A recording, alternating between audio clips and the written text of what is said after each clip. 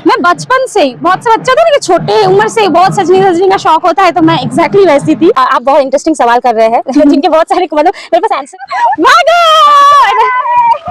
मेरे पापा को सब बोलते हैं आप पायल दीदी के पापा हो ना, या फिर अंकल आप वो जो मेकअप आर्टिस्ट है उस दीदी का हो ना, या फिर मेरी मम्मी को बोलते हैं, तो और वो लोग घर में आके जब बताए तो ये मेरा अचीवमेंट है। हरे कृष्णा सभी को, आप सभी का स्वागत है डुअर्स डायरी के एक नया एपिसोड। हमारे डुअर्स और बानाहाट एरिया में टैलेंट की कमी नहीं है। ऐसी ही एक टैलेंट से भरी हुई आज हमारी गेस्ट है। पूरे डुअर्स में और हमारे बानाहाट एरिया में काफी फेमस और सबकी चाहिदा पसंदीदा मेकअप आर्टिस्ट जिनके साथ आज हम पॉडकास्ट करने वाले हैं। एक नया शो, एक नया कहानी, एक नया एपिसोड में आप सभी का स्वागत है। आज का एपिसोड काफी इंटरेस्टिंग होने वाला है और कुछ नया सीखने के लिए मिलने वाला है। जो लोग ब्यूटी इंडस्ट्री में काफी इंटरेस्ट रखते हैं उन लोगों के लिए तो ये एपिसोड बहुत ही काम का है। आप सभी से मिलाते हैं आज के हमारे गेस्ट से। स्वागत करते हैं आज के हमारे स्पेशल गेस्ट मिस पायल अधिकारी, जो कि हमारे बानाहाट की है और एक बहुत ही पॉपुलर मेकअप आर्टिस्ट है। तो पायल, आपका बहुत बहुत स्वागत है हमारे इस शो में। Thank you so much. I am grateful कि आपने मुझे इनवाइट किया एंड मैं फर्स्ट टाइम ये कर रही हूँ। मुझे नहीं पता कि मैं कितना अच्छे से बोल पाऊंगी या कर पाऊंगी, but I try my best. Payal, शुरुआत करते हैं हम आपके मेकअप आर्टिस्ट के जर्नी से ही। कैसे आपने सोचा कि आपको मेकअप आर्टिस्ट बनना है? ओके, सो मैं कभी भी नहीं सोची थी कि मैं मेकअप इंडस्ट्री में आऊँगी एंड एक मेकअप आर्टिस्ट बनूंगी एंड एज प्रोफेशन में इसको फुल टाइम चूज़ करूंगी। क्योंकि जो होता है हर मिडिल क्लास फैमिली के घर में कि एकेडमिक मतलब वीक में ही आपको करना है, जो भी करना है, आपको गवर्नमेंट जॉब करना है उसके बाद। सो ऐसे ही मैं कॉलेज कर रही थी आराम से, तो थर्ड ईयर में। एंड हाँ, एक बात बोलना ज़रूरी है कि मैं पहले से मुझे सजना धजना बहुत पसंद है एंड ऐसा होता था कि कुछ भी घर मतलब आस पड़ोस में किसी का भी कोई फंक्शन हो जाए वो आके बोल दिया, या फिर मेरी सिस्टर्स है वो लोग बोल दिया। तो सेम एज जैसे मैं कॉलेज में गई, तो मैं जलपाईगुड़ी कॉलेज में पढ़ती थी, वहाँ पे मेस में रहती थी। तो वहाँ पे मेरे मेसमेट, मेरे कॉलेज फ्रेंड्स सब आ जाते थे मेरे पास कि तुमको आता है, तुम थोड़ा रेडी कर दो। तो ऐसे करते करते फिर मेरे फ्रेंड्स मुझे बोलने लगे कि तुम इसको एज प्रोफेशन चूज कर सकते हो, पर मैंने कभी भी इसका सीरियसली नहीं लिया। मुझे लगा कि क्या ही करना है, बस पसंद है तो चलो करते हैं। बट थर्ड ईयर में जब मैं गई तो तब एक्चुअली हम 3 सिस्टर्स हैं, तो मेरे पापा मतलब बहुत बीमार हो गए थे। 1 महीना जैसे सिलीगुड़ी में था, एडमिट हो गए थे वहाँ पे। तो उस टाइम मुझे पता नहीं कहाँ से ऐसा फील हुआ कि मैं मतलब मेरे घर में अर्निंग सोर्स ओनली मेरे पापा है। सो मुझे तब लगा कि ऐसा क्या करूँ ताकि मैं जल्दी अर्न कर पाऊँ, जल्दी अर्निंग कर पाएं। क्योंकि जो गवर्नमेंट एग्जाम आपको पता है मतलब नौकरी का जो प्रोसेस है वो बहुत लेंथी प्रोसेस है। एंड ऑलरेडी मेरी जो दीदी है, बीच वाली दीदी, हम 3 सिस्टर है, वो ऑलरेडी उसका प्रिपरेशन ले रहा था। तो मुझे ऐसा लगा कि क्या करूँ जो जल्दी मैं मेरे फैमिली को हेल्प कर पाऊँ। तो उस चीज़ से तब मुझे मेरा ईयर भी कंप्लीट होने वाला था, मतलब कॉलेज कंप्लीट होने वाला था। तो थर्ड ईयर में जाके मैंने सोचा कि चलो ट्राई करते हैं। तो फिर मैं बहुत रिसर्च किया, फ़ोन वोन में करने के बाद मुझे एक इंस्टीट्यूट मिला। फिर वहाँ पे जाके मैं ये कोर्स की, वो 6 महीने का एक कोर्स था। तो उसके बाद शुरू हुआ मेरा ये जर्नी जो आज भी चल रहा है। आप मेकअप इंडस्ट्री के बारे में कुछ खास चीज़ें बताइए जो हमारे न्यू कमर्स हैं, जो आज के जनरेशन के स्टूडेंट्स हैं, वो सीख पाए। हमारा जो इंडस्ट्री है ना, एक्चुअली दूर से देख के सबको लगता है कि बहुत ग्लैमरस है, बहुत कुछ है। ऐसा नहीं है कि ग्लैमरस नहीं है, पर इसमें आपको बहुत मेहनत एंड बहुत इन्वेस्टमेंट की भी ज़रूरी होता है, जो बहुत से बच्चे को ये समझ नहीं आता है। सब सोचते हैं कि एक 10 दिन 15 दिन का क्लास कर लेंगे एंड देन हम लाइक प्रो हम मेकअप आर्टिस्ट बन जाएंगे एंड करने लग जाएंगे। तो वो एक चीज़ है। और इस इंडस्ट्री में आपका ग्रोथ है, ऐसा नहीं है कि ग्रोथ नहीं है, पर आपको कंसिस्टेंट रहना पड़ेगा, आपको आपके काम को लेकर पैशनेट रहना पड़ेगा मेनली। क्योंकि ये एक ऐसा नहीं है कि 9 to 5 जॉब है, ये एक आर्ट है। ठीक है, तो हर किसी में ये आर्ट नहीं होता है। तो कुछ बच्चे इसको लेके पैदा होते हैं, कुछ बच्चे अपने मेहनत से सीखते हैं, और वो डेडिकेशन एंड पैशन आप में होना चाहिए। अगर वो होगा तो ही आप आइए। अदरवाइज आपको लगता है कि नहीं मेरे से कुछ नहीं हो रहा है तो मैं मेकअप करूं। अगर आपसे कुछ नहीं हो रहा है, आप बस मेकअप को बाय लाइक हॉबी या फिर टाइम पास सोच के करोगे तो ये पॉसिबल नहीं है। This is not possible at all. पर सबको लगता है कि ईजी है, पर है नहीं है। ऑलरेडी मैं 8 साल गुजार चुकी हूँ, मतलब मेरा ऑलमोस्ट 8 years रनिंग है इस प्रोफेशन में। Still I am struggling. मैं डेली सीखती हूँ, कोशिश करती हूँ खुद को अपग्रेड करना ताकि मैं बेहतर कर। जब आपने फर्स्ट टाइम मेकअप कोर्स करने के बारे में आपने सोचा, तो आपको इससे पहले इस इंडस्ट्री के बारे में पता था? Zero knowledge. बस मैं क्या करती थी तब, उतना ज़्यादा इंस्टा या फिर ये सब तो सब कोरोना के बाद से इतना ज़्यादा वो हुआ। तब क्या था, मैं बात कर रही हूँ और आपका 2018।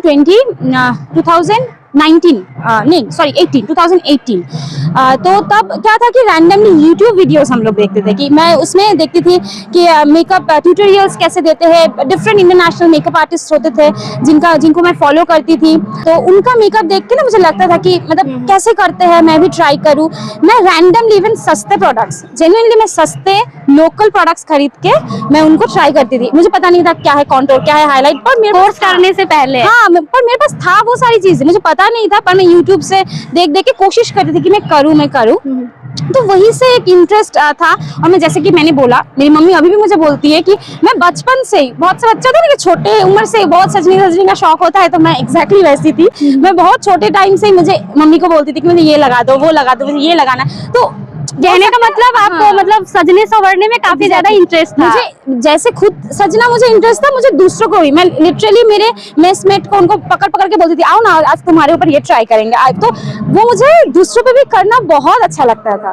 तो इसलिए ऐसे नॉलेज तो कुछ नहीं था, पर थोड़ा बहुत जो यूट्यूब से या फिर फेसबुक से, तब फेसबुक आ गया था हमारे पास, तो फेसबुक से वो सब वहाँ देख के। पर इतने आर्टिस्ट, अभी तो आपको हर घर में आर्टिस्ट मिलेंगे, पर तब वैसा नहीं था। बहुत रेयर। और like beautician and makeup artist दोनों अलग चीज है, वो भी हमें नहीं पता था। ठीक है, हमें पता था कि एक पार्लर होता है, उसमें सब कुछ आता है, सब होता है, वो ही शादी में जाके करते हैं, वही सब करते हैं। पर तब से ही शुरू हुआ ये ओनली मेकअप आर्टिस्ट। मुझे भी ये कंफ्यूजन था कि ओनली मेकअप करके मैं क्या करूंगी, मतलब कौन आएगा मेरे पास, ऐसा मेरा भी सोच था।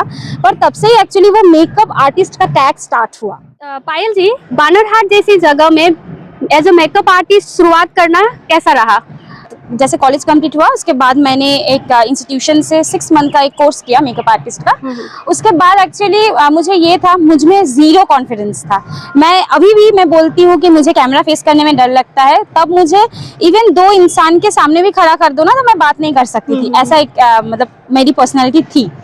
तो इसके लिए मैंने सोचा कि अगर मैं तभी खुद से कुछ स्टार्ट करूंगी तो वो मेरे लिए बहुत ज्यादा टफ हो जाएगा। तो मुझे पहले से ऐसा करना था कि किसी के अंडर में या कोई जॉब करके मैं अपना वो एक्सपीरियंस वो गेन करूं, आफ्टर दैट मैं खुद का कुछ करूंगी। मेरा ऑलवेज यही प्लान था। जो मेकअप इंडस्ट्री है, हमारे इधर के बच्चों को बस पता है कि आप ऐसे सैलून में काम कर सकते हो, या फिर आपको खुद का आप एकेडमी या फिर एज ए फ्रीलांसर काम कर सकते हो। पर एक्चुअली मेकअप इंडस्ट्री में बहुत से ऑप्शन, बहुत सारे ऑप्शन, जैसे कि बहुत सारे इंटरनेशनल नेशनल ब्रांड्स हैं जो आपको हायर करते हैं। वो लोग प्रोफेशनल आर्टिस्ट को ही हायर करते हैं। एंड बहुत सारे एकेडमी है, एज एग्जांपल जैसे कि VLCC या फिर लैक्मे या फिर ओरेन, ऐसे बहुत सारे इंस्टीट्यूट है जहाँ पे एज फैकल्टी आप ज्वाइन कर सकते हो मेकअप आर्टिस्ट। तो मेरा जो इंस्टीट्यूशन था वो था VLCC इंस्टीट्यूट। VLCC की जो इंस्टीट्यूट है वो पैन इंडिया में है, डिफरेंट सिटीज में वो है। तो मुझे वही करना था। मेरा तब ये था कि मुझे फैकल्टी ही बनना है। मुझे एक्चुअली क्या था, पहले से ही जब मैं पढ़ाई भी कर रही थी, मुझे टीचर बनना था। तो जब मैंने मेकअप चूज किया तब भी मुझे टीचर बनना था। मतलब सिखाना अच्छा लगता है। मेरा केस में भी वही है, मुझे भी सीखना और उसी चीज को किसी को सिखाना, ये मेरा हॉबी है। मुझे भी वही लगता है कि मैं कुछ नया सीखूं तो मैं कितना जल्दी किसी और को सिखा पाऊं, मेरे में वो चीज है। तो मैंने सोचा कि बहुत सारे ब्रांड में मैंने इंटरव्यू दिया ताकि मेरा कॉन्फिडेंस गेन हो। मैंने बहुत सारे इंटरव्यू क्रैक भी किए। ठीक है, जैसे कि कलर बार, मुझे बहुत इंसिस्ट भी किया था कि मैं ज्वाइन करूं उनके जो कियोस्क होते हैं ना छोटे छोटे मॉल्स में, तो उनमें, पर मुझे ट्रेनर ही बनना था। तो मैंने फिर अटेम्प्ट किया, मैंने इंटरव्यूज दिया। फर्स्ट बार मैं जेन्युइनली फेल हो गया था, सेकंड टाइम मैंने उसको क्लियर किया। VLCC इंस्टीट्यूट जयपुर में मैं अपना फर्स्ट जॉब करने गई। तो तब बहुत अच्छी बात है, फर्स्ट शुरुआत किया अदर स्टेट से, वो भी जयपुर जैसे सिटी से आपने शुरुआत किया। और मैं बहुत अच्छा एक्सपीरियंस रहा होगा आपका। बहुत ज्यादा रोलर कोस्टर जैसा मेरा एक्सपीरियंस रहा है एक्चुअली, क्योंकि जलपाईगुड़ी से बाहर मैं दूर कभी अकेले रहा ही नहीं। और वहां से, घर से पहली बेटी वो भी, यानी किसी बेटी को इतना दूर वो लोग भेज रहे हैं, तो डर भी था, पर मुझे करना था कि एनी हाउ मुझे करना है ये चीज, मुझे एक्सपीरियंस मतलब गेन गैदर करना ही है। तो उसके बाद फिर मैं गई जयपुर। जयपुर में जब गई थी तब मेरा उम्र था 19+। तो मैं बहुत छोटी सी ट्रेनर थी वहाँ पे। मेरे जो उस समय तक आपका ग्रेजुएशन कंप्लीट हो गया हाँ, था? मेरा ग्रेजुएशन कंप्लीट के बाद ही मैंने पूरा कोर्स किया था। तो उसके बाद 6 मंथ कोर्स किया। उसके बीच में मेरे जॉब एंड कोर्स के बीच में ज्यादा से ज्यादा 6 मंथ, अप्रॉक्स मेरा 20 तक हुआ भी नहीं तो मैं जॉब ज्वाइन कर लिया था। तो वहाँ पे बहुत छोटी टीचर थी मैं, पर वहाँ पे मेरे स्टूडेंट्स ऐसे थे जो कोई स्टूडेंट मेरे मम्मी की उम्र का था, तो कोई मेरी दीदी की उम्र का, और 1-2 बच्चे शायद मेरे से छोटे, बाकी सब बड़े, इवन मेल भी थे वहाँ पे। मतलब नॉट ओनली कि गर्ल्स ही मेकअप सीखते हैं। तो फर्स्ट डे मेरा एक्सपीरियंस जो था, मतलब वो मैं कभी नहीं भूल सकती। बिल्कुल, आपका जॉब का फर्स्ट डे एक्सपीरियंस शेयर मतलब कीजिए। बहुत कभी नहीं भूल सकती, चाहे कुछ भी भूल जाओ।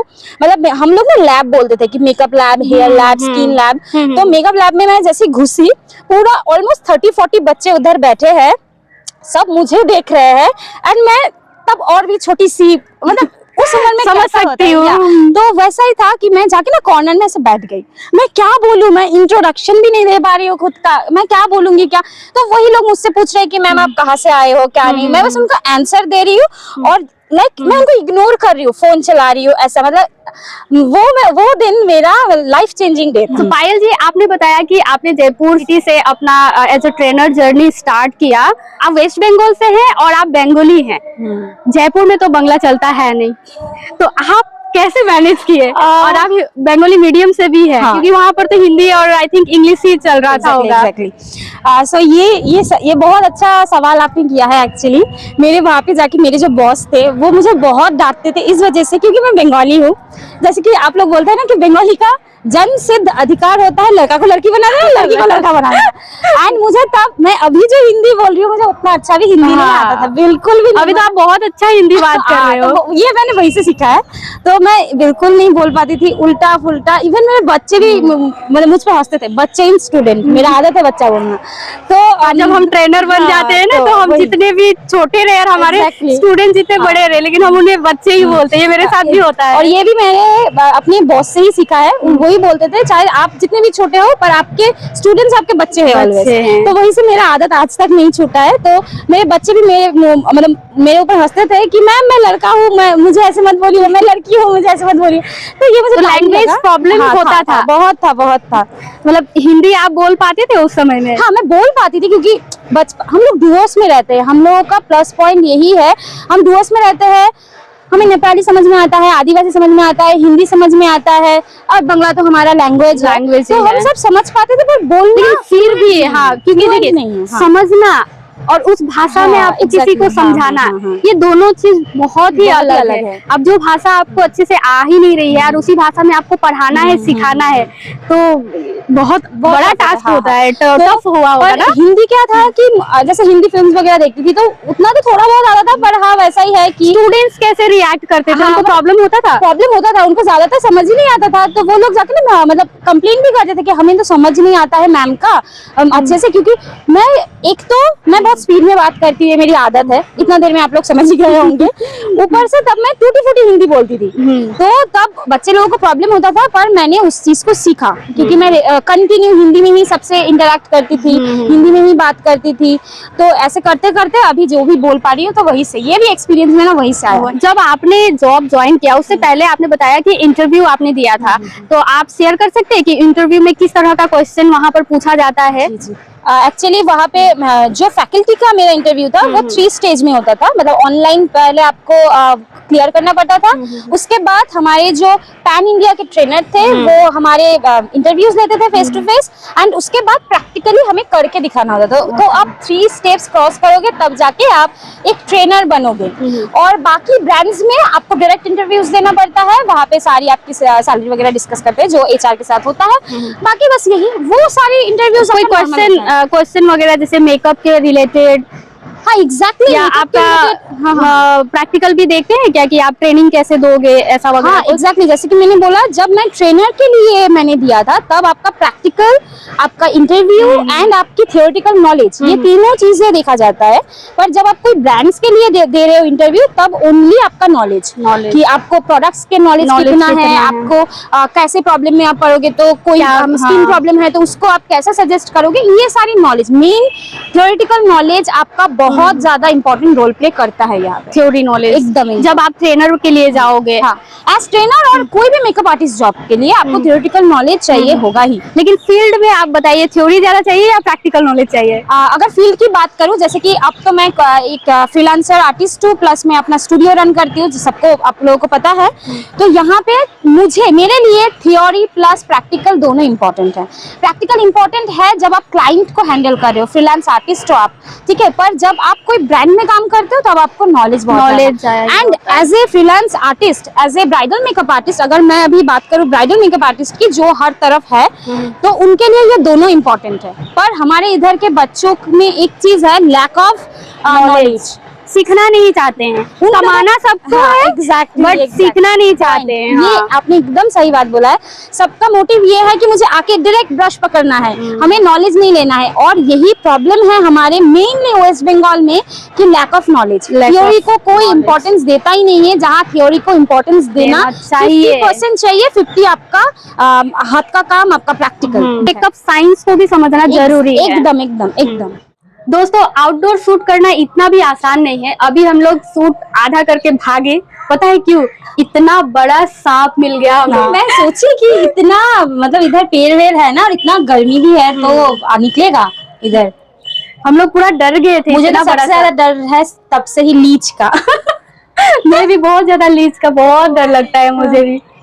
पता है पायल, मेकअप और ब्यूटी इंडस्ट्री में ना मेरा भी बहुत इंटरेस्ट था एक समय में, ठीक है। मतलब बचपन से मैं सोचती थी पहले, एक समय में ऐसा था कि मुझे सीखना है, ब्यूटिशियन कोर्स करना है, ऐसा मेरा बहुत इच्छा था। जब हम लोग क्लास 10, 12 के बाद मुझे ज्यादा और इंटरेस्ट आ रहा था।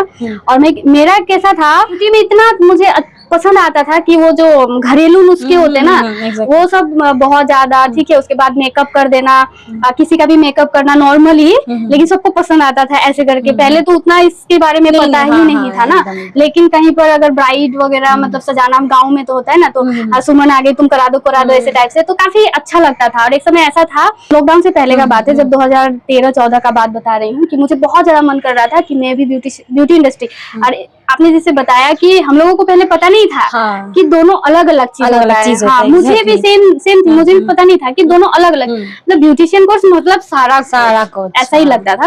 तो बहुत ज्यादा करने का इच्छा था, लेकिन उस समय फाइनेंशियल प्रॉब्लम की वजह से बहुत जगह में मैंने क्वारी किया। और उस समय ना मुझे भी पता, मतलब समझ में आ गया था उस एज में कि ये एक ऐसा इंडस्ट्री है जिसमें हम लोग कम समय में एक अच्छा इन्वेस्टमेंट करके हम लोग अर्निंग स्टार्ट कर सकते हैं एकदम। और इसका फ्यूचर भी आगे भी डिमांड रहेगा हाँ, एकदम। क्योंकि आज क्या है, ब्यूटी का ही डिमांड है, फैशन का ग्रोथ अच्छा है, लेकिन इस पे काफी ज्यादा इंटरेस्ट था। और मैं बोलती थी भी फ्रेंड लोग को भी कि मुझे ब्यूटिशियन कोर्स करना है ऐसे करके, लेकिन किसी कारणवश नहीं कर पाई थी।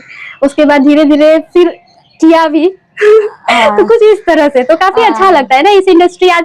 और खास करके अभी और ज्यादा खुशी क्यों लगता है कि ये इंडस्ट्री ग्रो कर रहा है एकदम। मैं आपको, आपने जो बोला मैं वही बोल रही हूँ, आप चाहो तो आप अभी भी कर सकते हो। मतलब ये इंडस्ट्री ऐसा है ना, जैसे कि मैंने बोला, मेरा स्टूडेंट मेरी मम्मी का उम्र का भी था, मेरे मम्मी से भी बड़े उम्र का स्टूडेंट्स को मैंने सिखाया है। तो इसका कोई उम्र या ऐसा नहीं है कि आप इसी टाइम पे सीख सकते। स्किल आप सीखना चाहते हैं, उसका कुछ उम्र नहीं होता है, आपको बस स्टार्ट करना रहता है ना एकदम। स्किल एक चीज है जो जिसके लिए ना ही आपको ज्यादा हायर एजुकेशन का जरूरत है, राइट। आप किसी भी एज में सीख सकते हो, कितना भी आपका क्वालिफिकेशन है। आप मुझे थोड़ा ये बताइए कि आप स्किल्स को लेके कैसे देखते हैं? मेकअप स्किल के अगर बारे में आप बोल रहे हो, तो फिर मैं बोलूंगी कि इस स्किल में के साथ साथ ना मैं बहुत पैशनेट हूँ। मेरे लिए मेरा काम पूजा है, ट्रूली। सो मैं इस स्किल को ना ऐसे नहीं देखती हूँ कोई भी कर पाएगा या फिर कोई भी कर लेगा। मैं बस यही बोलना चाहती हूँ कि कोई भी किसी भी उम्र में कर लेगा, अगर उसमें डेडिकेशन है, पैशन है। अगर आप पैशनेट हो इस चीज को लेके तो ही आप कर पाओगे। अगर आप पैशनेट नहीं हो, आपको लग रहा है कि नहीं चलो कुछ नहीं हो रहा है कर लेती हूँ, तो तब आपसे वो नहीं हो पाएगा। वो आप 2 दिन चलोगे, 3 दिन के हमारे इधर ही नॉर्थ बंगाल में, ये भी छोड़ दो, आप डूअर्स में देखो कितने सारे आर्टिस्ट होंगे। बिल्कुल, बहुत से बच्चे हमारे पास से ही निकलते हैं। मैं अपने ही बच्चे की अगर बात करूँ तो मेरे स्टूडेंट्स की, हर बच्चे में वो इंटरेस्ट मुझे नहीं दिखता है। पर कुछ बच्चे में मैं खुद भी देख पाती हूँ कि हाँ ये कितना पैशनेट है काम को लेके, तो मुझे भी अच्छा लगता है कि ये बच्चा कुछ करेगा। पर बहुत से बच्चे आते हैं, उनका मम्मी पापा ने भेज दिया या फिर हाँ पढ़ाई लिखाई कुछ हो नहीं रहा था उनसे, तो मम्मी पापा ने बोला कि जाओ कर लो। तो वो लोग जो आते हैं ना, वो लोग सच में आगे जाके कुछ या फिर एस्टैब्लिश नहीं हो पाते। पर जिनमें वो चाह होती है कि नहीं मुझे करना है, मैं मतलब मुझे बहुत पसंद है काम को, सिर्फ पैसे के लिए नहीं, काम करना पसंद है, वो लोग आगे जाके कुछ कर पाते हैं। हाँ, डिफरेंस तो मैंने भी फील किया हाँ, क्योंकि एज ए ट्रेनर मैंने भी 2 साल 2.5 साल ब्यूटिशियन का कोर्स कराया है, और मेकअप को जब मैंने देखा करीब से समझा, करने का कोशिश किया, तो मैंने जो फील किया मैं आपसे शेयर कर रही हूँ कि ये ना आर्ट है एकदम। इसको आप लुक एंड लर्न नहीं कर सकते हो, जो मेरा पर्सनल एक्सपीरियंस है। क्योंकि ब्यूटिशियन कोर्स मैं करा रही हूँ, तो उसको क्या है, मैं थ्योरी करके थोड़ा प्रैक्टिकल करके भी मैं वो सिखा सकती हूँ, अगर मेरे में सिखाने का कला है एकदम। बट मैंने मेकअप में देखा पायल कि इसको जब तक आप प्रैक्टिकली एक्सपीरियंस नहीं करते हो प्रैक्टिकली, तब तक आप ना नहीं सिखा पाओगे। एग्जैक्टली क्योंकि मेकअप एक ऐसा चीज मैंने जो फील किया कि ये लाइक हम लोग जो पेपर में ड्रॉ करते हैं ना, एकदम वही चीज हम किसी के फेस में, वो लाइक हमारा कैनवास के जैसे होता है, चेहरा हमारा कैनवास होता है। मैं सॉरी मैं इंटरप्ट कर रही हूँ, जैसे एक पेंटर्स के लिए उनका कैनवास होता है, तो फेस हमारा कैनवास है। हम हमारी इमेजिनरी दुनिया से, हमारी इमेजिनेशन से अच्छा इसका ऐसा फीचर्स है, मुझे ऐसा करूंगी तो। और मेकअप का मतलब ना, और एक चीज मैं बीच में बोलना चाहूंगी, मेकअप को लेके बहुत लोग ऐसे ही बोलते हैं क्या आटा मैदा लगाते हैं, टीज करते हैं, मतलब टीज करते हैं या फिर मजाक करते हैं, व्हाटएवर। पर ये एक आर्ट है, कोई भी किसी को भी ऐसे ही नहीं बना दे, मतलब वैसे तो सुंदर सब है, पर उनकी सुंदरता को निखारना ये मेकअप आर्टिस्ट का काम है। भगवान के बाद अगर किसी के पास ये हुनर है तो वो हमारे पास है। तो मैं ये मानती हूँ, बहुत अच्छा आपने डिफाइन किया, मुझे अच्छा लगा ये। तो ये मैं ऑलवेज मानती हूँ कि जब हम ब्यूटी का बात करते हैं या मेकअप का, तो लोग अलग तरह से अलग वे में बात करते हैं ना, कि ऑलरेडी आप सुंदर हो फिर भी आप मेकअप करना चाह रहे हैं, क्या जरूरत है, इसको आप क्लियर करो। हाँ, तो वही मैं बोल रही हूँ कि मेकअप आर्टिस्ट का एक काम ही होता है। देखिए हर कोई अपने हिसाब से सुंदर है, नेचुरली हर कोई सुंदर है। हर किसी के फेस में कुछ अच्छे फीचर्स है, कुछ ऐसा फीचर्स है जो शायद उतना अच्छा नहीं है। अगर मैं थोड़ा सा उसको ठीक करूंगी तो वो परफेक्ट लगेगा। या फिर बहुत लोगों के स्किन का प्रॉब्लम होता है, तो उसको मैं अगर छुपा दूंगी तो बहुत अच्छा लगेगा। तो मेकअप का काम ही है आपके जो फेशियल फीचर्स है उनमें जो प्रॉब्लम्स है उसको छुपाना, आप में जो आपकी जो खूबसूरती है, आपकी जो इनर ब्यूटी है उसको निखारना। बस मेकअप का इतना ही काम है। ना हम प्लास्टिक सर्जरी करते हैं, ना हम किसी को बदल देते हैं। बहुत लोग बोलते हैं, बहुत लोग ऐसे भी बोलते हैं ना कि मेकअप के बाद तुम तो बिल्कुल बदल गए, बहुत सुंदर लग रहे हो। मैं सबको तब टोक के यही बोलती हूँ, ये पहले से सुंदर थी, मैंने कुछ सर्जरी नहीं कर दिया है, वो पहले से सुंदर थी।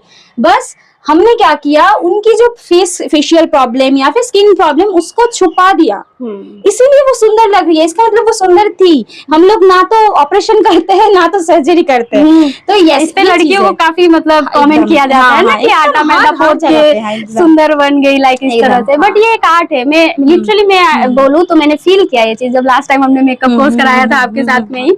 उस समय में जब मैंने प्रैक्टिकली देखा ना, मेकअप तो ऐसे नॉर्मली सभी कोई करते हैं। आज के टाइम पे इंस्टाग्राम देख के थोड़ा बहुत नॉलेज सबको है। पायल, हमें आप ये बताइए कि जब हम लोग मेकअप करने के लिए किसी क्लाइंट के पास जाते हैं, किसी क्लाइंट के ऊपर जब आप मेकअप करते हैं, तो सबसे ज्यादा इम्पोर्टेंट क्या चीज रहता है क्लाइंट के फेस में?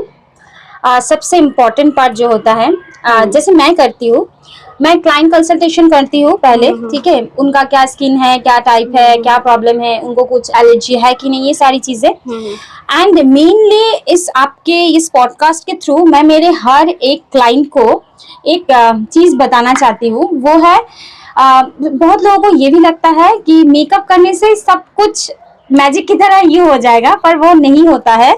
बहुत इंपॉर्टेंट है आपकी स्किन अच्छा होना, ठीक है। तो मेकअप के साथ साथ आपको स्किन केयर की भी नॉलेज होनी चाहिए, एक मेकअप आर्टिस्ट को भी होनी चाहिए ये नॉलेज, ताकि वो अपने क्लाइंट को एंड स्टूडेंट्स को ये चीज बता पाए तो क्लाइंट के लिए जो चीज इंपॉर्टेंट होता है वो है एक अच्छा, जैसे कि हमने पहले ही बात किया कि कैनवस होता है फेस हमारा। तो अगर आपका कैनवस थोड़ा टूटा फूटा होगा या फिर उसमें कुछ गंदा लगा होगा तो आप एक फ्रेश पेंटिंग कर सकते हो? नहीं कर सकते हो। बिल्कुल। सेम चीज है हमारे इस केस में। हमारे जो कैनवस है फेस में अगर बहुत प्रॉब्लम होगा, डेड स्किन होगा, क्लियर नहीं है स्किन, उसके बाद भी आप चाह रहे हो कि आपका मेकअप का फिनिशिंग बिल्कुल ग्लास स्किन हो जाए, तो दैट इज नॉट पॉसिबल। पहले से प्रिपेयर करना पड़ेगा एकदम। हम लोग ऐसे गाइड भी कर देते हैं, पर स्टिल हम लोग क्योंकि डूअर्स में रहते हैं, ये बहुत ही छोटी सी एक जगह है, यहाँ पे बहुत से हमारे ऐसे क्लाइंट है जो टी गार्डन में भी काम करने जाते हैं, तो उनके स्किन कंडीशन एक्चुअली बहुत हॉरेबल रहता है। ठीक है, कंडीशन हम समझ सकते हैं कि ऑब्वियसली बहुत स्ट्रगल करते हैं वो लोग, पर फिर भी मैं बोलना चाहूंगी कि आप लोग कोशिश कीजिएगा, बेसिक चीजें, बहुत ज्यादा कुछ नहीं, एटलीस्ट CTM और सनस्क्रीन मेनली लगाए, जरूर लगाए। ठीक है, तो इससे आपकी स्किन अच्छी रहेगी, और आपकी स्किन अच्छा रहा तो फिर बहुत मिनिमल चीजों से भी आपकी मेकअप बहुत फ्लॉलेस, बहुत खूबसूरत आ सकता है। पर आपकी अगर स्किन अच्छी नहीं है, आप करोड़ों की प्रोडक्ट लगा लो, आपकी फिनिशिंग वैसा नहीं आएगा जैसा आप एक मॉडल पे देख रहे हो या फिर सेलिब्रिटी पे देख रहे हो, वो चीज नहीं आएगी। स्किन अच्छा होना चाहिए। अगर आपका स्किन अच्छा है तभी मेकअप भी अच्छा से खिल के आएगा, राइट। जब आप फील्ड में मेकअप करने के लिए जाते हो क्लाइंट के ऊपर में, तो क्या क्या प्रॉब्लम आपको फेस करना पड़ता है? प्रॉब्लम तो बहुत सारी चीजें हैं जो आप लोग फेसबुक इंस्टाग्राम में भी कई वीडियोस भी देखते होंगे। पहली बात तो स्पेशली गर्मियों में एक प्रॉब्लम होता है, हर किसी के घर में AC नहीं होता, और ड्यूरिंग मेकअप अगर कोई बहुत ज्यादा स्वेट करता है तो मेकअप बैठेगा ही नहीं उनके फेस में, कंप्लीट करना तो दूर की बात है। ये एक होता है। ऊपर से आपको स्पेस नहीं मिलता है, मतलब ऑब्वियसली शादी का घर है, बहुत सारे गेस्ट आता जाता रहता है, डिस्टरबेंस होता है, आप कुछ बोल भी नहीं सकते, तो ये एक प्रॉब्लम होता है। और एक और चीज होता है कि मतलब एक लड़की के लिए शादी का दिन बहुत इम्पोर्टेंट होता है ना, खास दिन। हाँ, तो उस दिन बहुत से क्लाइंट बहुत ज्यादा पैनिक करते हैं, उनको पल्पिटेशन होता है, तो उनको काम करके फिर आपका काम करना, तो ये सारी चीजें पार्ट ऑफ द जॉब है हमारी। तो बहुत सारी चीजें, और बाकी तो फील्ड में छोटे मोटे बहुत से लफड़े वफड़े होते रहते हैं, पर मैं कोशिश करती हूँ मेरे साथ ना हो, इसलिए मैं मेरे सारे रूल्स एंड सब कुछ पहले से क्लियर करके रखती हूँ ताकि ट्रांसपेरेंसी रहे मेरे और मेरे क्लाइंट के बीच में। तो सारी चीजें वैसे ही मैं करके जाती हूँ, एंड कोई भी प्रॉब्लम होता है तो मैं प्रायोरिटाइज करती हूँ मेरे क्लाइंट को, क्योंकि मेरे लिए ये ऑर्डिनरी सा एक दिन है, पर मेरे क्लाइंट के लिए वो उनके जिंदगी का एक ही दिन है जो शायद फिर से कभी नहीं आएगा। तो मैं प्रायोरिटाइज करती हूँ कि मेरे क्लाइंट को मैं वो कंफर्ट दे पाऊँ, क्योंकि अगर 2-3 घंटा मैं किसी के साथ बिता रही हूँ तो उसको मेरे साथ कंफर्ट होना बहुत जरूरी है पहले। तो उनको कंफर्ट करूँ, उनको काम करूँ, उनको वो कॉन्फिडेंस आए मेरे पे। तो ये सारी चीजें आपको कोई सिखा नहीं सकता, बाय एक्सपीरियंस आप ये चीजें गैदर करते हो। कभी फील्ड में ऐसा भी क्लाइंट आपको मिली है जो कि आपने पूरा मेकअप कर दिया, उसके बाद फिर उनको पसंद नहीं आ रहा है, वो किच-किच कर रही है? ये आपने बहुत इंटरेस्टिंग सी एक सवाल पूछी है। ऐसे बहुत से हम वायरल वीडियोस देखते हैं, पर टच वुड ये मेरे साथ कभी नहीं हुआ है। हाँ, ऐसा हुआ है कि मुझे ये पसंद नहीं आया है, आप थोड़ा सा ये चेंज कर दो, छोटी मोटी चीजें। तो ये क्यों नहीं होता है मैं बताती हूँ। इसका एक मेरा ये तरीका है, मेरा ये ट्रिक मैं आप लोगों के साथ शेयर कर रही हूँ। मैं बहुत से मेकअप आर्टिस्ट को देखती हूँ मिरर के सामने बिठा के मेकअप नहीं करता है, कहीं और पे करता है, लास्ट में उनको मिरर दिखाता है। पर मैं बिलीव करती हूँ, ये मेरा पहले से, मैंने ये, क्योंकि एज ए क्लाइंट मैं अगर खुद को सोचूं, मैं बहुत ज्यादा डिस्टर्बिंग क्लाइंट बनूंगी अगर मैं क्लाइंट बनूंगी किसी का तो, क्योंकि मुझे बहुत ज्यादा ये रहता है कि मेरे में ये अच्छा नहीं लगता है, मेरे में वो अच्छा नहीं लगता है, और अगर कोई मुझे 2-3 घंटा मिरर नहीं दिखाएगा मैं तो पागल हो जाऊंगी। तो ये सोच के मैं बिल्कुल पहले से क्या करती हूँ, मैं हर एक क्लाइंट को मिरर के सामने बिठाती हूँ। अगर किसी के घर में मिरर का प्रॉब्लम है तो उसके हाथ में छोटा मिरर दे देती हूँ, आप देखते रहना। अगर आपको कहीं पे भी लगे कि आपके पसंद का नहीं हो रहा है, आप मुझे तभी बोलो, मैं इंस्टेंटली चेंज कर दूंगा, क्योंकि क्लाइंट चॉइस मेरा प्रायोरिटी है। ठीक है, चाहे वो उनके ऊपर अच्छा नहीं लग रहा हो, पर स्टिल अगर वो चाह रहा है कि उनके ऊपर मैं करूँ, ज्यादा से ज्यादा मैं क्या करती हूँ, सजेशन देती हूँ कि ये आपके ऊपर उतना अच्छा नहीं लगेगा, आप ये करो। पर स्टिल अगर उनको अपना ही करना है तो ऑब्वियसली क्लाइंट को जो पसंद है वही हमें करना पड़ता है। मैं तो एटलीस्ट यही मानती हूँ, तो मैं वही करती हूँ। एंड मैं ऑलवेज बोलती हूँ कि हर स्टेप में आप देखो अगर, क्योंकि लास्ट में आप नहीं बोल सकते कि मुझे पसंद नहीं आया, तब चेंज करना पॉसिबल नहीं हो पाएगा, क्योंकि ये पूरा प्रोसेस है ना। आप कुछ भी बाद में बोलो कि ये कर दो वो कर दो, वो पॉसिबल नहीं। इसलिए आज जब मैं कर रही हूँ, आप मुझे तभी बोलो, मैं तभी उसको इंस्टेंटली सही कर दूंगी या चेंज कर दूंगी। तो ये चीजें मैं फॉलो करती हूँ शुरुआती टाइम तो से। आप स्टूडेंट को ट्रेनिंग कर रहे थे, थोड़ा ट्रेनिंग के बारे में भी, जॉब वाला सेगमेंट में हम लोग आते हैं क्योंकि वहां पर अधूरा रह गया था। तो जॉब वाला एक्सपीरियंस थोड़ा और अच्छे से बताइए। डुअर्स में रहते हैं, यहाँ के हर चीज अलग है। हम लोग बहुत छोटे एरिया से एक्चुअली बिलोंग करते हैं, और मैं जयपुर में रहती थी, वो भी बहुत पॉश एरिया में रहती थी। वहाँ का हर चीज अलग है, रहन सहन, ईच एंड एवरीथिंग, खान पान सब कुछ। सबसे ज्यादा मुझे प्रॉब्लम हुआ खाने को लेके। एंड सेकेंडली वेदर, सबको पता है राजस्थान का वेदर कैसा है। सेकेंडली वो, एंड मेरे जॉब में जो था, मैं ब्लेस्ड हूँ एक चीज से कि मेरे कलीग्स बहुत अच्छे थे। मेरे से सब बहुत सीनियर थे, तो सब मुझे बहुत ऐसा होता है ना कि घर के बच्चे जैसा लगता था। और मैं तब लिटरली ऐसा थी, कोई भी मुझे कुछ बोल दिया या मैं कुछ गलत कर दिया या मेरे बॉस ने मुझे डांट दिया, तो मैं रोने लग जाती थी। क्राई बेबी थी।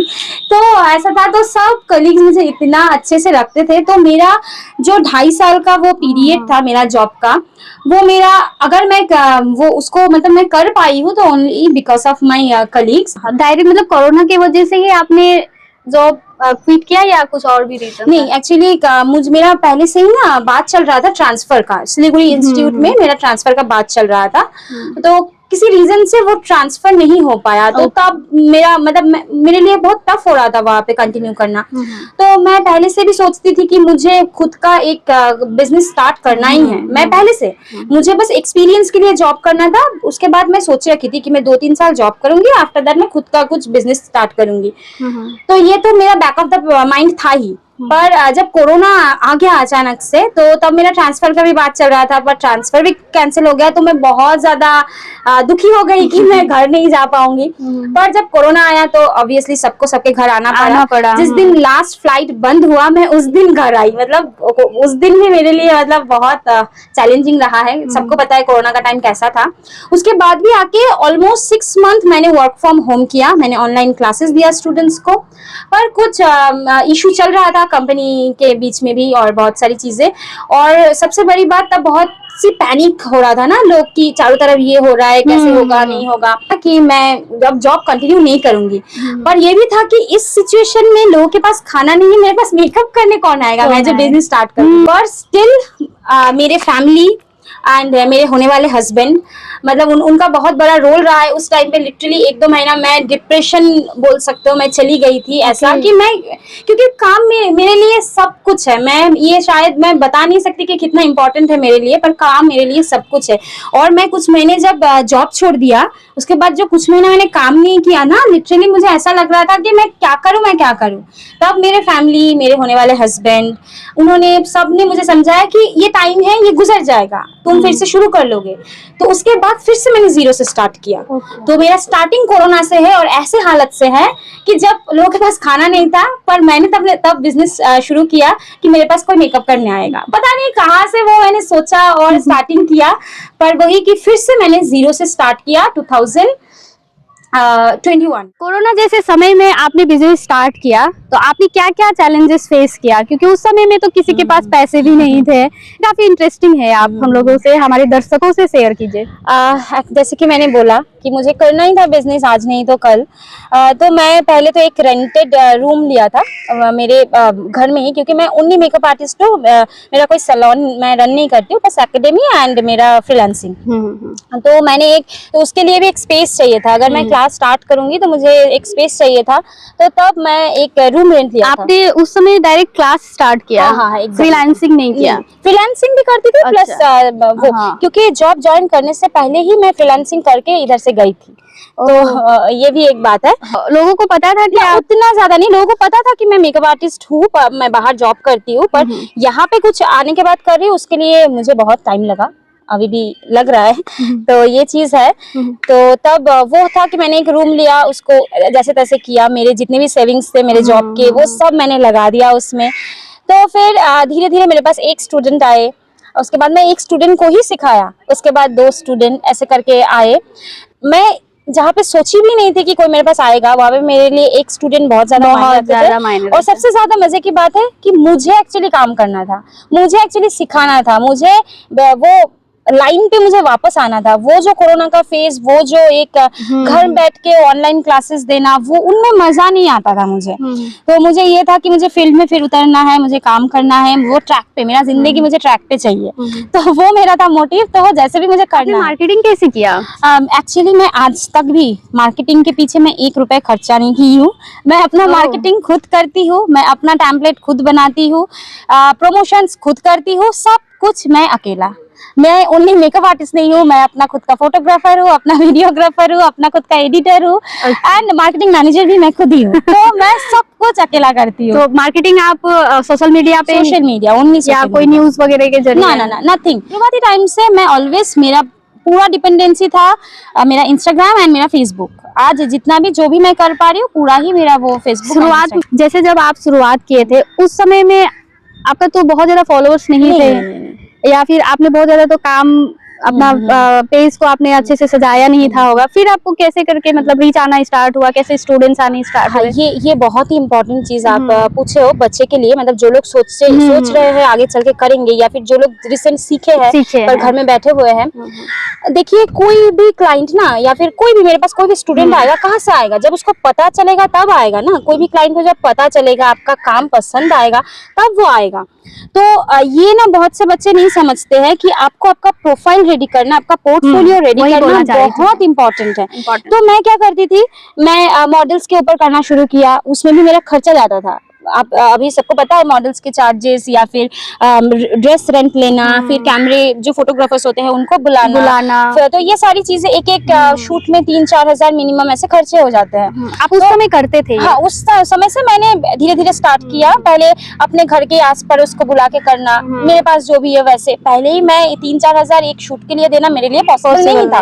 तो मैं अपना प्रोफाइल बिल्ड करने के लिए मैंने ये शुरुआत किया। तो मैं अभी भी हर बच्चे को ये बोलती हूँ कि अगर आपके पास उतना पैसा नहीं है इन्वेस्ट करने के लिए, आपके घर में बहन होगा, कोई आपके रिलेटिव्स होगी, कोई आपकी नेबर्स होगा, उनको पकड़ के लाइए। आपके पास कुछ तो ड्रेसेस होगा जो आप फेस्टिवल्स में खरीदते हो, शादी ब्याह में खरीदते हो, वो पहनाओ, पर आपके काम दिखाओ। आपका ड्रेस, ज्वेलरी, ये सब तो जस्ट उसको कंप्लीट करता है, पर आपको क्या दिखाना है? आपका स्किल दिखाना है, मेकअप दिखाना है। तो आप जूम करके फोटो लो, आप हाफ फोटो लो, पर आपको वो मेकअप, आपकी जो काम है उसको शोकेसिंग करना बहुत जरूरी है। तो ये बहुत लोग नहीं समझते, सोचते हैं बस कोर्स करेंगे तो हो जाएगा। एक्चुअली नहीं होता है, हर चीज एक प्रोसेस होती है। एंड ऐसे ऐसे आगे बढ़ते हैं, ऐसे ऐसे आगे बढ़ना है सबको। हम भी ऐसे ही जा रहे हैं अभी भी। मतलब जैसे कि मैं क्लासेस करवाती हूँ, क्लाइंट्स करती हूँ, स्टिल मैं कोशिश करती हूँ कि कुछ नई चीज़ें मैं अगर शूट के थ्रू दिखा पाऊँ, मेरे काम को, मेरे स्किल को मैं प्रेजेंट कर पाऊँ, तो इसलिए मैं शूट्स करवाती हूँ। वो सारी चीज़ें मैं इंस्टाग्राम में अपडेट करती हूँ, मेरी क्रिएटिविटी शो करती हूँ। तो इसके लिए आपको थोड़ा मेहनत करना भी पड़ता है, आपको थोड़ा दिमाग भी लगाना पड़ता है, आपको इन्वेस्टमेंट भी करना पड़ता है, एंड ऑब्वियसली आपकी डेडिकेशन, आपकी टाइम, ये सब तो चाहिए। सही बोले आप। और हमारे एरिया में ना लोग इन्वेस्ट करना नहीं चाहते हैं एकदम। और ये इंडस्ट्री इन्वेस्ट मांगता है, एकदम। और एक बात है ना, मतलब ये जनरल सी बात है। मतलब मैं बचपन से ही, बड़ों से ही हम लोग सुनते आते हैं ना कि पैसे से ही पैसा आता है। जिनके पास पैसा नहीं है उनके पास रिटर्न कभी पैसा नहीं आता है। जिनके पास पैसा है उनके पास क्यों पैसा आता है? क्योंकि वो लोग इन्वेस्ट करते हैं। अगर आप मानोगे कि मैं इन्वेस्ट ना करके कुछ हो जाएगा, तो ये पॉसिबल नहीं है। आप कम इन्वेस्ट करो, ज्यादा इन्वेस्ट करो। आप जितना इन्वेस्ट करोगे उनका डबल आपको मिलेगा। और इन्वेस्ट आपको करना पड़ेगा। प्रैक्टिकली एक्सपीरियंस, एकदम प्रैक्टिकल एक्सपीरियंस। जब आपने फर्स्ट टाइम सोचा कि मुझे मेकअप कोर्स करना है, और आपने तो फैमिली घर में बताया, तो घर वालों का रिएक्शन कैसा था? हाँ, आप बहुत इंटरेस्टिंग सवाल कर रहे हैं जिनके बहुत सारे मतलब मेरे पास आंसर्स है। एक्चुअली मेरे पापा कभी भी राजी नहीं थे कि मैं करूं, क्योंकि ऐसा था कि सब पढ़ाई कर रहे हैं, मेरी दीदियाँ पढ़ाई कर रही है, आप भी पढ़ाई करो, ग्रेजुएशन के बाद एज यूजुअल मास्टर्स करो, देन बीएड करो, डीएड करो। तो यही था, मेरा भी यही था कि हाँ, इसके बाद मुझे मास्टर्स करना है। मैं एजुकेशन ऑनर्स की स्टूडेंट रही हूँ, तो मेरा ये था कि इसके बाद मास्टर्स करेंगे, ये सब प्लानिंग था। तो पापा बिल्कुल भी राजी नहीं थे।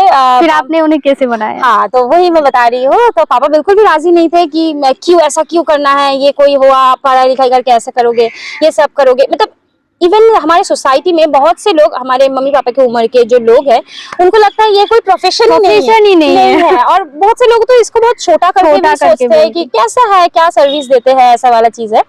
तो हमारे पास भी तब उतना नॉलेज नहीं था, पर मेरा जिद था कि मैं करूं, मुझे एनी हाउ इसको करना है, ऐसा था। और उस टाइम पे मेरा जो साथ दिया वो है मेरी मम्मी एंड मेरी दीदी। मेरी जो बीच वाली दीदी है वो अभी गवर्नमेंट जॉब करती है, तो वो मेरी सबसे बड़ा सपोर्टर रहा है ऑलवेज। तो मेरे मम्मी ने बोला ठीक है, अगर वो कुछ अलग करना चाहे, इवन मेरे मम्मी ऑलवेज बहुत सपोर्टिव रहा है। हम तीनों बहनों के हम लोग मतलब जिंदगी में जितना हो पाया है हम लोग उससे, मतलब हम जो भी करना चाहते थे, मम्मी पापा ऑलवेज सपोर्ट किए।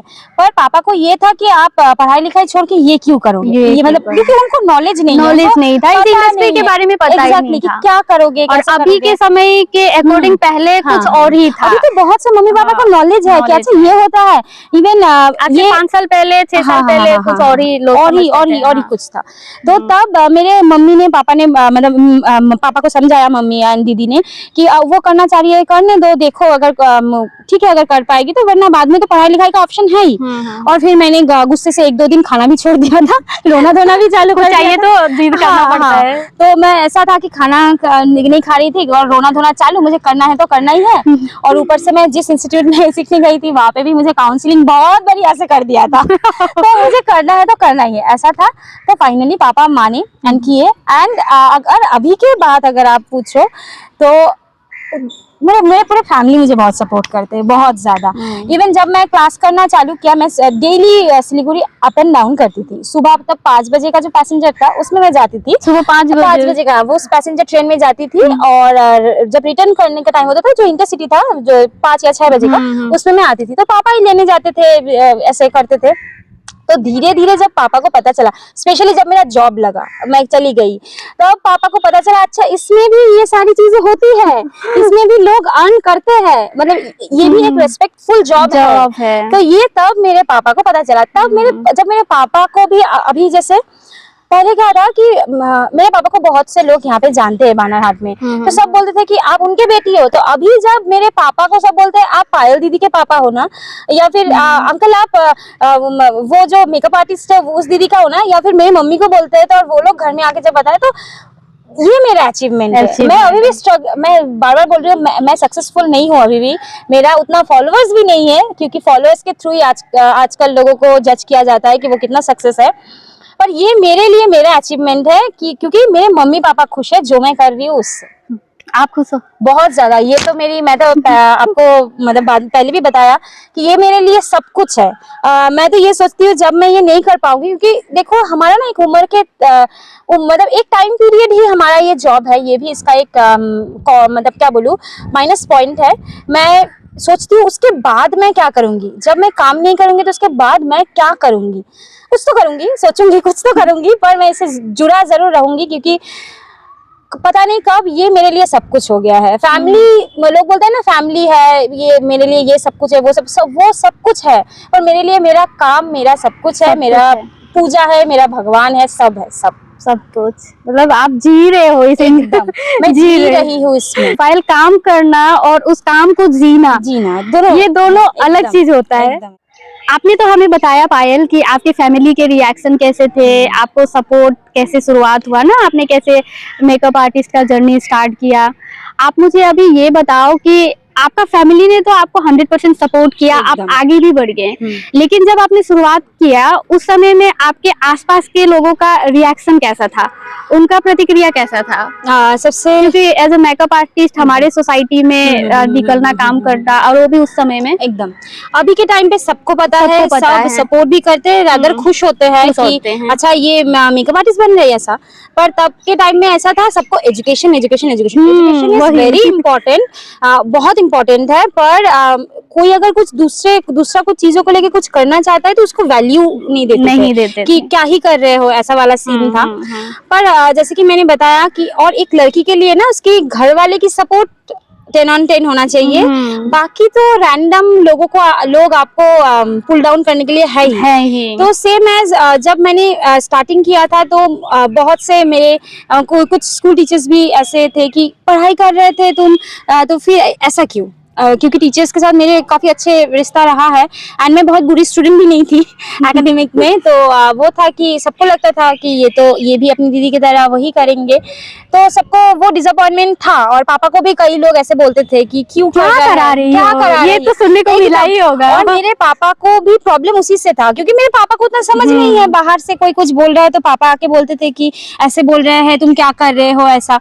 तो ऑलवेज मेरी दीदी एंड मम्मी पापा को समझाते थे कि मेरे बिहाफ में कि आप उसको करने दो, देखो वो कर पाते हैं कि नहीं। अगर नहीं कर पाते, उसके पास ऐसा नहीं है कि वो पढ़ाई लिखाई बिल्कुल भी नहीं जानती है, कॉलेज कंप्लीट की है तो उसके बाद वो फिर स्टार्ट करेगी पढ़ाई, पर उसको करने दो। तो ये चीज मतलब घूम फिर के वही कि मेरे मम्मी और मेरी दीदी बहुत सपोर्ट हाँ, की है। इन दोनों के वजह से आज मैं थोड़ा सा भी जो भी हूँ इंडिपेंडेंट हूँ, खुद का सब कुछ खुद कर रही हूँ। Manage तो कर पा रही हाँ, हो। तो ये सारी क्रेडिट गोज टू मेरी माँ एंड मेरी दीदी। एंड बाद में ऑब्वियसली पापा ने भी माना एंड बहुत सपोर्ट किया। इवन अभी भी अगर कहीं पे भी कोई भी प्रॉब्लम में मैं पड़ जाती हूँ, जैसे कि बहुत बाहर भी मैं काम करने जाती हूँ, डेस्टिनेशन वेडिंग होते हैं वहां जाती हूँ, तो पापा सोते नहीं है, मेरे लिए बैठे रहते हैं कि कब मैं आऊंगी, वो दरवाजा खोलेंगे, या फिर मैं कहीं पे फंस गई हूँ वो मुझे लेने जाएंगे। तो ये सारी चीजें पापा करते हैं। पापा करते हैं। एकदम। अभी जब आप एक सक्सेसफुल मेकअप आर्टिस्ट बन गए हो, तब अभी लोगों का रिएक्शन कैसा है और आपको कैसा फील होता है? ये हवा बहुत अच्छा एनर्जी दे रहा है। पहली बात तो मैं सक्सेसफुल नहीं हूँ अकॉर्डिंग टू द मी, क्योंकि सक्सेस की डेफिनेशन ना हर किसी के लिए अलग अलग होता है। ये मैं भी हाँ, तो मेरा जो डेफिनेशन है उस डेफिनेशन में मैं अभी तक मैच नहीं कर पाई हूँ, तो मेरे लिए मैं अभी तक सक्सेसफुल नहीं हूँ। मैं स्ट्रगलिंग पीरियड में हूँ, अपना स्ट्रगल कर रही हूँ, रोज सीख रही हूँ, खुद को अपग्रेड कर रही हूँ।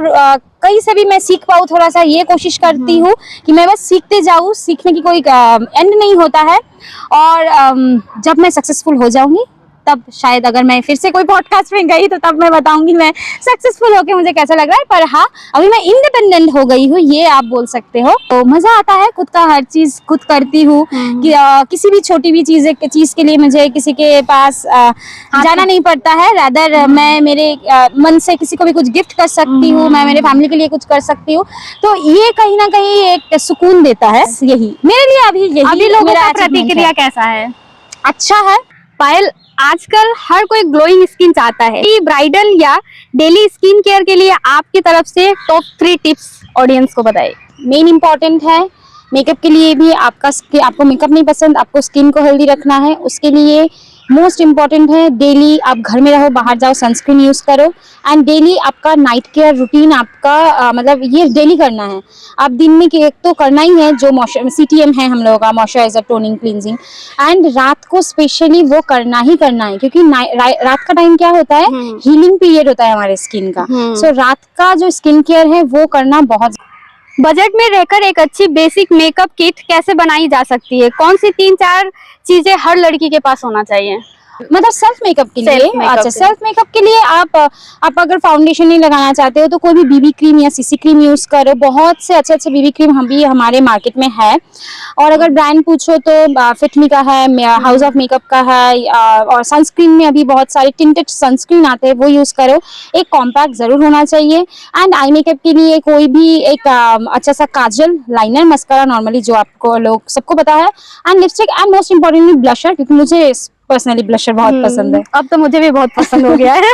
मेकअप करते समय लोग सबसे बड़ी गलती क्या करते हैं? मेकअप करते समय मोस्टली जो बिगिनर्स का प्रॉब्लम होता है वो होता है स्किन प्रिपरेशन में प्रॉब्लम।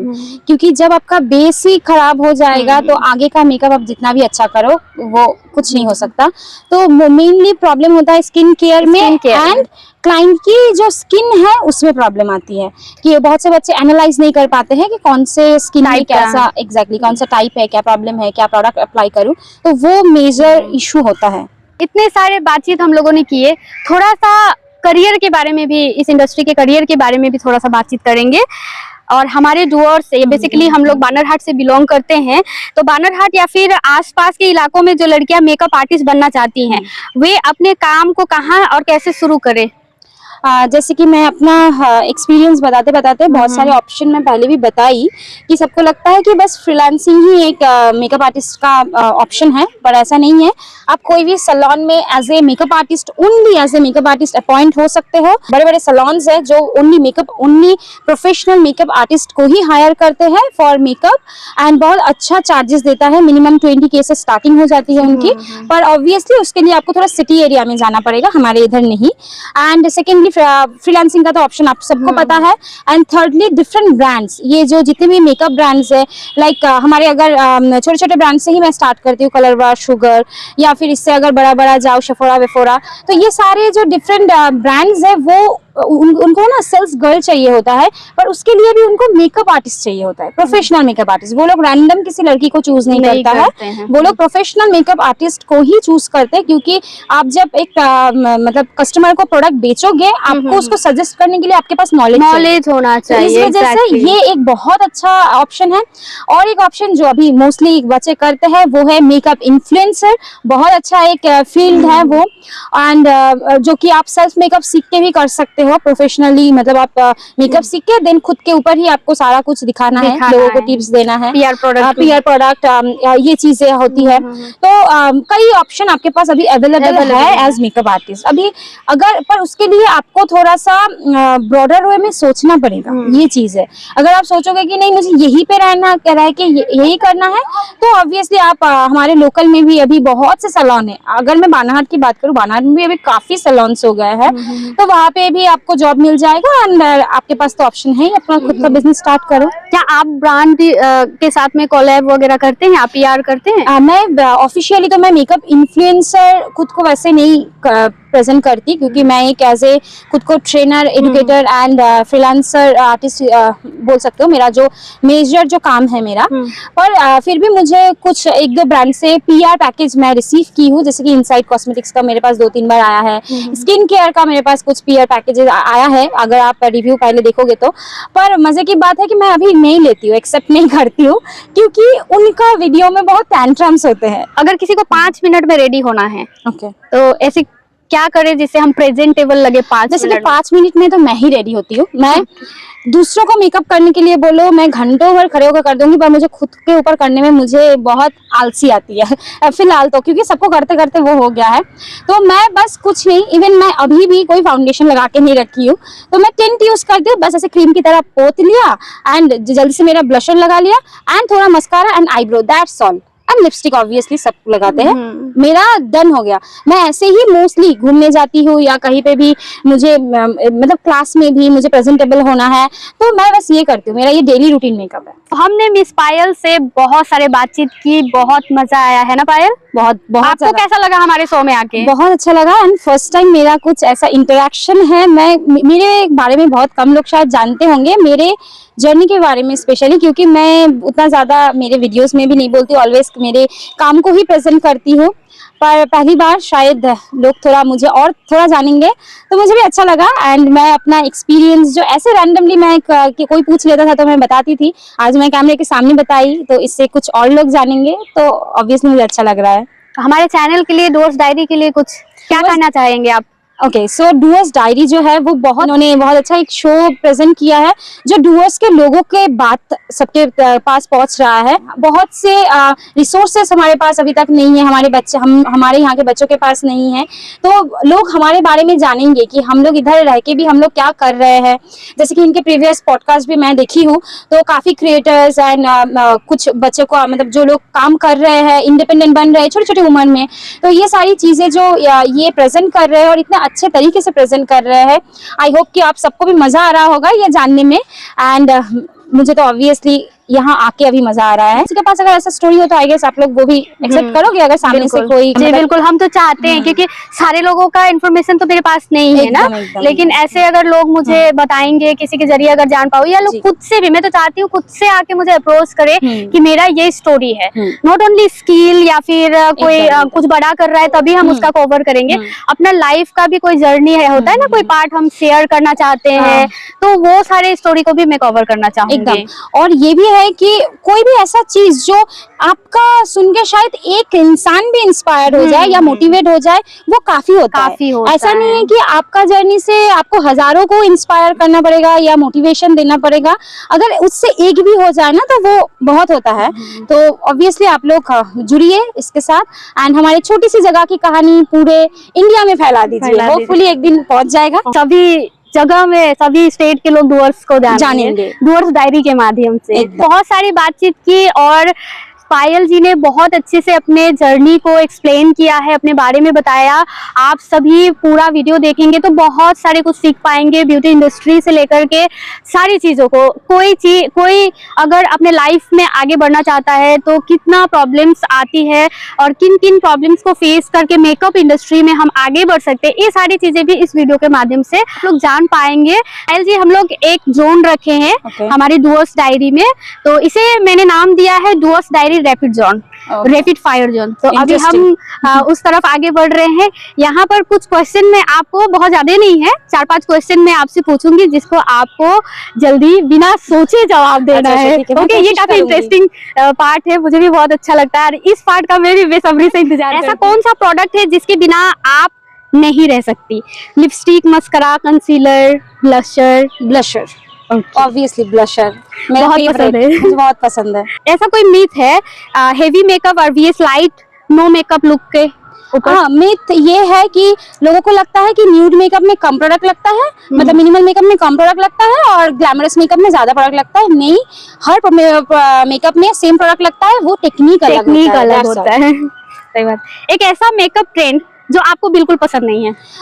अभी जो चल रहा है स्पेशली ये वाटर प्रूफ, स्वेट प्रूफ, ये मेकअप ट्रेंड मुझे बिल्कुल पसंद नहीं आ रहा है, क्योंकि मेकअप कोई प्लास्टिक सर्जरी नहीं है, कोई पुट्टी नहीं है, मेकअप है। आपने तो बानरहाट में बहुत सारे ब्राइड्स किए हैं, राइट? तो बानरहाट के ब्राइड्स के बारे में एक सबसे खूबसूरत बात जो आपको अच्छी लगती है? हम छोटी जगह पे रहते हैं तो सब नोन है, और सबसे मजे की बात मेरे लिए है कि मुझे सब मेरे जूनियर मिलते हैं स्कूल के या तो सीनियर मिलते हैं, सब जान पहचान के मिल जाते हैं और बहुत साल बाद मिल जाते हैं। तो वो हम लोग बातें करते करते कंफर्टेबली काम कर। ऐसी क्या चीज है जिसके बिना आप घर से बाहर नहीं निकलते? मेरे फोन के बिना। आज का पॉडकास्ट बहुत इंटरेस्टिंग रहा और बहुत ही मजेदार रहा। मुझे तो बहुत मजा आया पायल जी के साथ पॉडकास्ट करके और डेफिनेटली आप लोगों को भी काफी पसंद आएगा। तो आज का पॉडकास्ट को हम लोग यहीं पर एंड करते हैं और फिर मिलेंगे आपसे एक नए एपिसोड में। तो तब तक के लिए खुश रहिए, मुस्कुराते रहिए और डुअर्स डायरी को खूब सारा प्यार दीजिए और सपोर्ट कीजिए। Thank you so much. हमारा पॉडकास्ट अंत हो चुका है और अभी हमारा समय है गिव अवे का। पायल जी, आप अपने लाइफ में बहुत अच्छा कर रहे हैं, बहुत आगे बढ़ रहे हैं। हम एक सनातन हैं, तो एज ए सनातनी हमें अपने धर्म का भी प्रचार प्रसार करना, ये भी हमारा एक दायित्व है। और खास करके हमें गीता का ज्ञान होना भी बहुत जरूरी है। आपने अपने करियर लाइफ में बहुत सारे मुसीबतों का सामना किया है और भी आगे बहुत बढ़ेंगी आप, तो उस समय भी आपके लाइफ में, आपके जीवन में बहुत सारी कठिनाइयां आएंगी। तो उससे सामना करने के लिए हमें भगवत गीता बहुत स्ट्रेंथ देती है और इसमें कहते हैं कि जीवन का पूरा सार है। तो ये आपके लिए एक उपहार स्वरूप श्रीमद् भागवत गीता। ऐसे ही आप आगे बढ़ते रहिए और श्रीमद् भागवत का आशीर्वाद आप पे बने रहे, आपके पूरे परिवार पे बने रहे। So much. ये एक बहुत मीनिंगफुल एक गिफ्ट है। गिफ्ट तो नहीं बोलूंगी, मतलब आपने बहुत बड़ी चीज मुझे गिफ्ट में दिया है एंड मैं जरूर कोशिश करूंगी। मुझे बंगाली वाला चाहिए था, बंगला वाला जो ट्रांसलेट वाला, और आपने वो ढूंढ के निकाल के मुझे दिया क्योंकि मुझे नहीं मिल रहा था ये, तो दिया, तो मुझे बहुत अच्छा लगा। मैं इसको जरूर से करूंगी। थैंक यू सो मच इतना अच्छा गिफ्ट देने के लिए एंड इसके काबिल मुझे समझने के लिए।